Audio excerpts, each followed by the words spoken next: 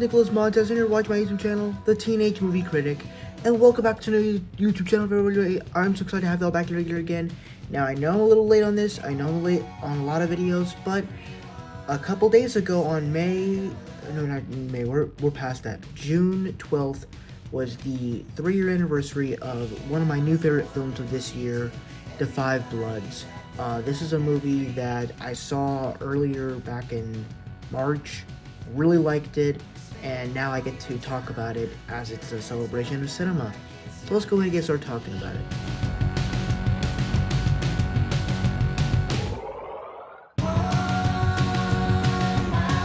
So I think the first thing we gotta talk about here is really just the story and the way it's told.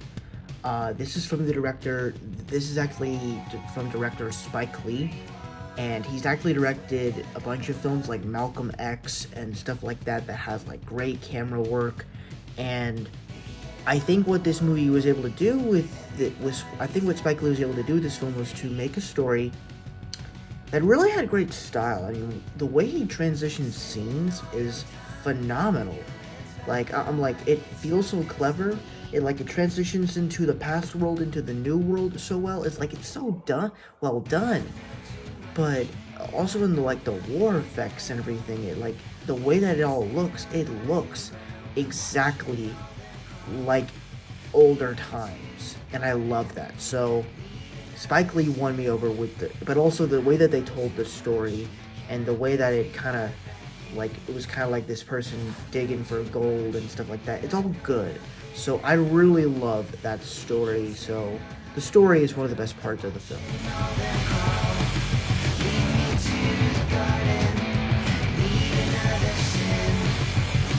Another great part about this movie are the characters. Of course, you have a good casting here. You do have a casting of Chadwick Boseman in here, and this film actually came out 2 months before he passed away. So just to let you know about that. And the Chadwick Boseman thing will be a bit of a part of the video later on, but he does make an appearance in the film, though he is kind of a major character.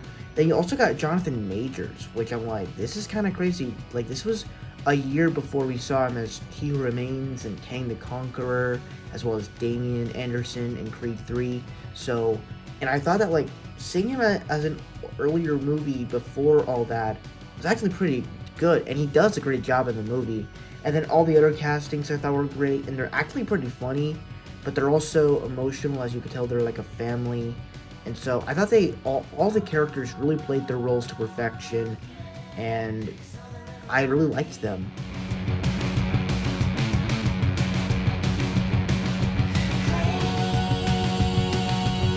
I think another great part about this movie is the way that Spike Lee is able to handle intense sequences, where it goes back to what I said about the story and the characters, where you have this scene where Jonathan Majors' character is standing on top of this bomb, and if you take your foot off it, it's gonna blow up. And so you gotta be very careful when you're doing with those step off bomb things. So they're like grabbing this rope. They stop by some strangers in the woods, and they're like tying this rope around Jonathan Majors' waist, and they're like grabbing it, and they're like 1, 2, 3, and then they pull, and he's safe. But the build-up of the intensity, is he gonna die? Are we gonna lose Jonathan Majors here? It does a great job of setting that up, but also makes it care about the characters and the way Jonathan Majors emotes. I really love that. So that was a great scene, but throughout the entire film, you do feel intensity when you think characters are going to die, which I love.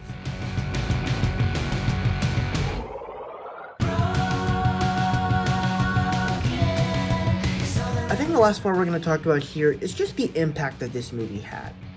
So, I guess you could say, when this movie came out, all I knew about it was that it was a war movie, and it was directed by Spike Lee, and it starred Chadwick Boseman.